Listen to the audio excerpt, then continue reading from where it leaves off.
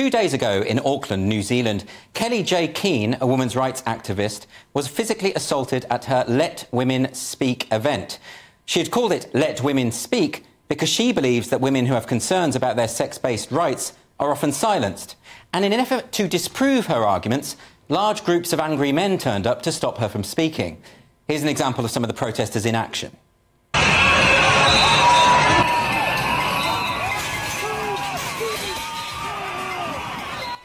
I can't think why women would want men like this out of their spaces. Clearly, they must be evil bigots. It's the only explanation. Well, that was the conclusion of most of the Australian and New Zealand media. NewsHub, a major New Zealand TV channel, decided that it would smear the Let Women Speak event as anti-trans. This is something, by the way, that both The Guardian and the Daily Mail have also done this weekend, which is a reminder that the culture war has nothing to do with left or right. That said, NewsHub took it a step further, defaming Kelly J. Keane, also known as Posie Parker, as a white supremacist. In other words, rather than engage in actual journalism, they uncritically repeated the accusations of the most dishonest of Keane's critics. Great job, guys. Here's what they had to say. Immigration New Zealand has decided to allow the controversial anti-trans campaigner known as Posie Parker into New Zealand. They reviewed her case on safety grounds after her rally in Melbourne attracted neo-Nazis. Now, it is true that there were neo-Nazis at the Let Women Speak rally in Melbourne, but as the Australian Jewish Council noted, these were thugs who saw an opportunity to hijack the event for their own publicity. In fact, the neo-Nazis were clashing with Socialist Alliance, a supposedly anti-fascist group, who nonetheless seemed to be more concerned with shutting down a women's gathering than confronting, you know, the actual fascists. And yet, because these opportunistic neo-Nazi miscreants had gatecrashed the event, the Australian media conflated them with the women, claiming that they were allies. Because, of course, fascists are well known for their profound concern for women's safeguarding. Anyway, let's get back to NewsHub and their incredibly sophisticated journalism. Has issued direct threats to the Prime Minister. I tell you what, Chris. Using a hand signal linked to white supremacists, which we've chosen to blur. Revoke my visa. At your peril. Wait, what?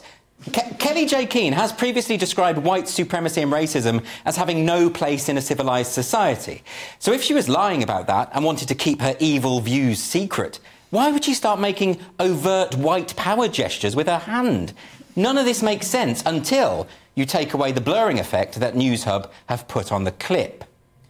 NewsHub would like you to believe that this is the OK symbol, which has been co-opted by certain far-right groups. But when you watch the original footage, you can see she's just adjusting the zip on her top. Let me just tell you this. Revoke my visa. At your peril. But of course, by blurring it out, NewsHub can make it look a lot more sinister. As the commentator and podcaster Stephen Knight pointed out on his latest Substack, in that same video, Keane goes on to defend the speech rights of Maori women. As Knight puts it, that's an odd flex for someone intending to signal to their white supremacist supporters. Of course, defamation is a common tactic nowadays. People don't want to engage in discussion, so they make up lies instead. But if you're going to lie, at least make it vaguely plausible. NewsHub are openly misleading their viewers, presumably because they think their viewers are too stupid to know how to use a search engine. Well, job done. The lies have been spread, the temperature has been raised, and this is the result.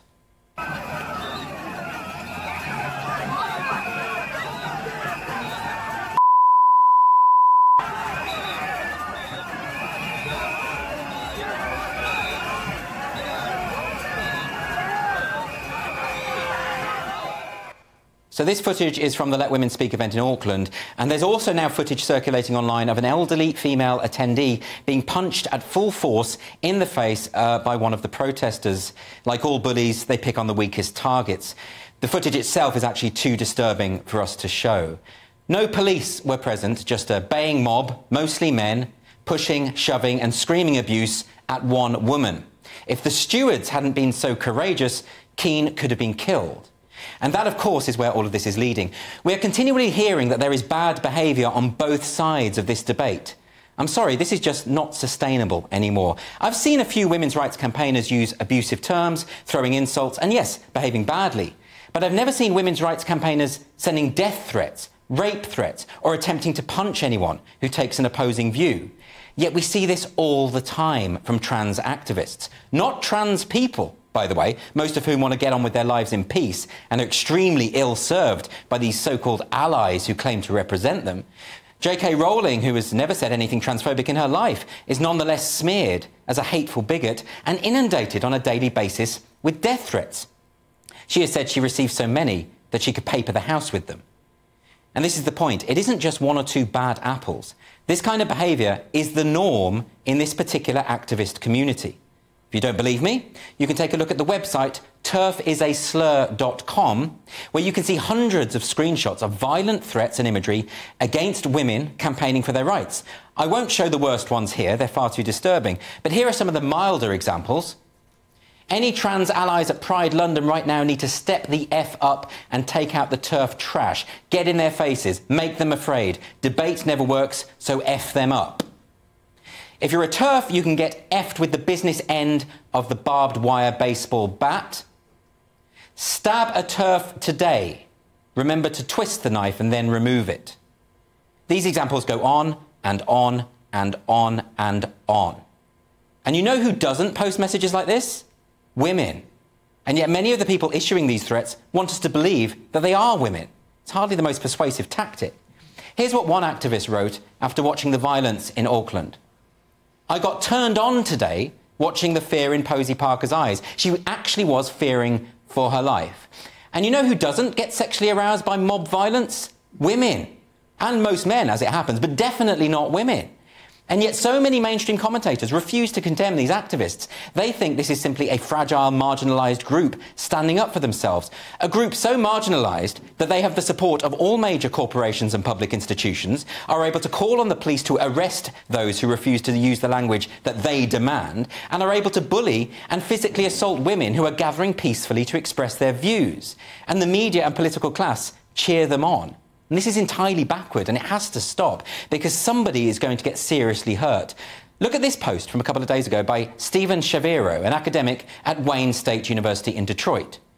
So here is what I think about free speech on campus. Although I do not advocate violating federal and state criminal codes, I think it is far more admirable to kill a racist, homophobic or transphobic speaker than it is to shout them down. That's an actual professor working at an actual university. Now, there are many obvious objections to this. Firstly, that murder is never justifiable. Secondly, it's probably not a great idea to be openly advocating for murder on your Facebook page.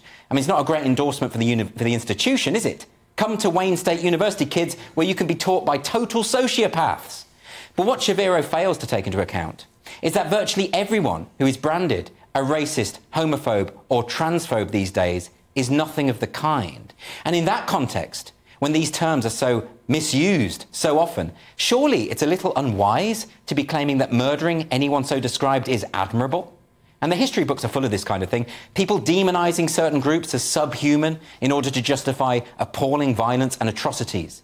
If you call someone a TERF, they're no longer a human being. They're a cockroach, and cockroaches can be crushed. We are dealing with an ideological movement which is largely composed of fantasists who see Nazis in every shadow, who monster anyone who doesn't think it's fair for women to compete with biological males in sport, or anyone who doesn't think violent male rapists ought to be accommodated in women's prisons, or anyone who understands that sex is binary and that speaking the truth still matters. In other words, the people these activists consider to be mortal enemies, these Nazis of the imagination, comprise the overwhelming majority of the public. And that's a lot of Nazis. And this is the context in which Kelly J. Keane has been smeared, first by activists, then by the mainstream press. We are told that women's rights is a Trojan horse for fascism. And this misapprehension was made explicit in this cartoon in the New Zealand Herald. Here you can see Kelly J. Keane depicted as a large wooden horse surrounded by neo-Nazis. I have to say, I don't think this cartoonist understands what a Trojan horse is. I doubt very much the Greeks would have made it into the city of Troy if they'd been standing outside the horse. Kind of defeats the purpose. Surely the Trojan horse metaphor would work much better for individuals who, I don't know, claim to be compassionate and on the right side of history, but routinely send threats of death and rape to anyone who challenges their worldview. Gender identity ideology is often presented as sweet and cuddly with glitter and rainbow flags and be kind hashtags. But like the Trojan horse, there are plenty of angry men inside waiting to commit bloody carnage.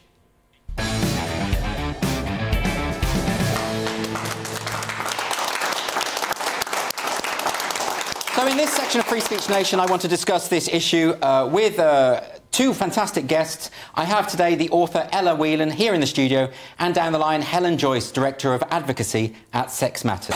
Welcome both. Ella, I want to come to you first. So we've all seen this footage, absolutely horrific footage in New Zealand. Posie Parker or Kelly J. Keane is having this Let Women Speak event, and protesters turn up, the police are absent, and it turns violent. What is happening here? Why is this becoming more common? Well, I just think it's remarkable that you have, politicians in New Zealand very sort of seriously discussing banning Kelly Jane Keane from entering because of the supposed dangers that she poses, and then failing to provide any kind of security, any kind of police presence for what was very clearly from the start going to be a violent, they themselves said there's probably going to be violence at this event. Yes. And so then, there's a very clear decision being made there, which is that the kind of pretend danger is the one they care about, but the real danger posed to the women that took part in that rally is nothing to worry about. And I don't know what you call that other than a certain kind of judgment that women who hold these kind of views don't matter. I mean, Posie Parker, Kelly Jane Keane has often said that she is the wrong kind of woman, and there's a real, uncomfortable question for a lot of people who are involved in the sort of gender critical discussions about the fact that she has seen the rough end of this kind of campaign for a very long time. Yes. With sort of limited solidarity, and unless women like her stick their neck out on the line, quite literally. I mean, it's remarkable reading The Guardian saying, they described what happened to her as though she was doused in tomato soup. As if it was like someone just poured a friendly can over her head. And as if this whole thing wasn't filmed and people can check it for themselves. Yeah. This was a scary, violent, intimidating event. Yeah, but I think that I think she's to be commended for the fact that she continues to go out. She does, and there are lots of... The reason why this is so important was because there is a big debate to be had about how we respond to a kind of trans ideology. Some people think that, Posie Parker's in-your-face way of doing it is, I think, probably in some circumstances at this point, it's probably the only way to do it. Some people take a sort of different view in terms of how we handle gender ideology. But what there should be no argument about is that when women try and organise a space for them to talk about, literally having the word woman erased in lots of areas of public life, yes. That you don't get decked. That's probably the bare minimum. I would have thought. Yeah. Let's bring in Helen Joyce on this very question. Helen, thanks so much for joining us. I do want to ask you about that question. That a lot of the protesters are the kinds of activists who will say that words are violence, and that Posie Parker's very presence there is tantamount to violence. And of course, this is perhaps a means by which they can justify their own authentically violent acts. I think they think that they can. Their activism is super linguistic, funnily, although it's backed up with physical violence. And they think that if they can silence you, they don't need to even turn up to a protest. And that has worked remarkably well over the last several years. I think what we're seeing now is that women standing up for their rights are starting to make some headway. So just the day before Posie was threatened so horribly in New Zealand, we saw World Athletics finally say that men who call themselves women are not allowed to compete in women's sports. And that was great. We had 24 hours of being really cheerful here and praising the campaigners who had worked so hard to make this happen. And then we see this. So I think the violence is because the silencing hasn't worked. I mean, there's a very classed way of talking about Posie. So Posie isn't invited, as I was last year, to Cambridge colleges to say exactly the same thing. I say the same thing as her. I say that men cannot be women and that women cannot have rights unless women can say that anywhere they like. She stands in a park and says it. And I've been to some of her events and I stand completely with her. I get invited to a Cambridge college. There are still baying mobs. The policing and the managing of these events is equally poor in both circumstances in this country, even worse in New Zealand, but we are doing the same thing. The people who think that Posie is maybe too populist or that she in some way brings it on herself, well, I bring it on myself too then. I stand completely with her. I'm just doing it in a different place, that's all. I mean, a lot of the violence is justified because what they say is that she is a Nazi, she is far right, and these kind of smears are used to justify the violence. I want to just bring in for both of you, there was an event today in Hyde Park. It was the monthly Let Women Speak event. It just happens to have fallen just after this event. And Graham Linehan, the comedy writer, was present, and he actually filmed the police walking away. I wonder if we can see... OK, so I'm just approaching it now. A bunch of cops over here, walking away. Look at that, walking away. And meanwhile, this is going on over here. These men are intimidating women. These policemen are walking away. And then just to put that into context, we actually have some footage from what was going on within the women's gathering there, if we can just show that as well.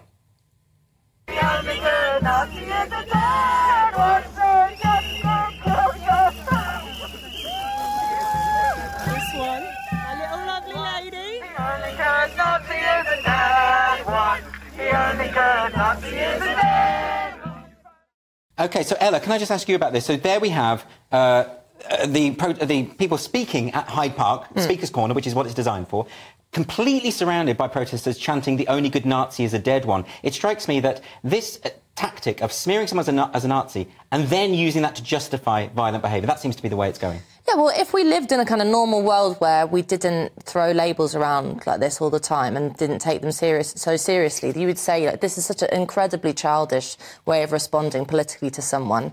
The kind of, you know, I've seen them when I've gone to protests. These kind of trans activists are often overgrown teenagers who've never been told no in their life, and that's part of why they respond this way. But if, you know, the police are the people that are supposed to take seriously threats of violence. I mean, they lock people up all the time for doing very much less on social media. But you know, they're in an awkward position now because they are supposed to be, you know, jailing people for writing limericks about trans ideology. So then it's awkward for them to go in and then arrest those very same people who are literally calling for threats on women's lives. And I think you need to make a very clear point here of saying in any other situation that wasn't related to the trans discussion, if women were being threatened in this way, we would be talking about it for months. You know, they would be all over every single newspaper. But because, and Helen makes a very good point, because it's to the gender ideology and because it's Posie Parker, who has a particular kind of, you know, no-nonsense working-class way about her that doesn't, you know, sticks in a lot of people's craws, especially even within the gender-critical movement, no one wants to know. Helen, can I ask you for your response to that? I mean, we saw the police walking away and failing to do anything about it. That was in London today. That was just a few hours ago. What's your response to that? So one of my friends was there. Graham is also a friend, but I haven't spoken to him since. And she said it was completely terrifying. They were surrounded. She got there before most other people, and there were about 8 of them completely surrounded. And then when some more women turned up, they felt a bit better. But again, they got hemmed in. The police didn't seem to care. The one that I was at in Brighton most recently, we couldn't be heard. Like, we could only be heard on the live stream, not in person, because the shouting was so loud over us. You know, that's not free speech. The police said apparently to the stewards today that it's the free speech of the protesters to be able to shout over women with their, you know, the vuvuzelas and the megaphones. That's not free speech. That's the heckler's veto. They should be moved back so that we can be heard and not feel so intimidated. I should say that a bunch of women's rights campaigners and gay rights campaigners and general free speech groups like the Free Speech Union, Sex Matters, LGBT Alliance and others have written to the UK government and asked it to make representations to the New Zealand High Commissioner, asking how come our citizens aren't able to go to New Zealand and be protected by the police from this sort of violent threat and then have to leave early rather than being able to exercise ordinary democratic rights to talk to each other. And I hope we get a response. From now on, I'm going to be going to every single one of these events that I possibly can, and I call on everyone else to do so too, because if women cannot stand in a public place and say in any ordinary words they like, men cannot be women, and if you say they can be women, then you are destroying women's rights, then we do not have any women's rights. So we have to start saying it, even if we're scared. And finally, Ella, because we don't have much time, but I just want to ask you, given the kind of footage that we've been showing tonight, given that it doesn't look as though you can possibly reason with these people, that they are caught up in some kind of hysteria where they do genuinely see everyone as Nazis, how can we possibly address this issue?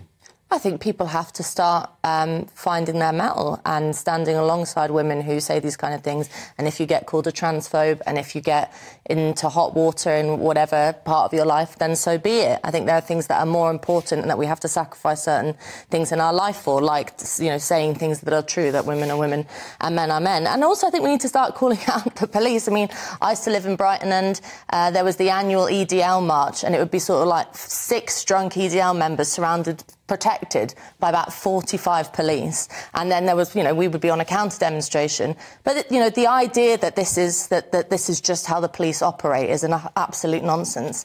It's not that I want more coppers around protests, and I think free speech is very important, as you well know, on this show. But there's something going on here where there's a real cowardice in actually confronting the fact that in pretty much all areas of life, whether it's on the media, in newspapers, in workplaces, you know, even people among friends, women aren't able to talk about this, and something needs to change.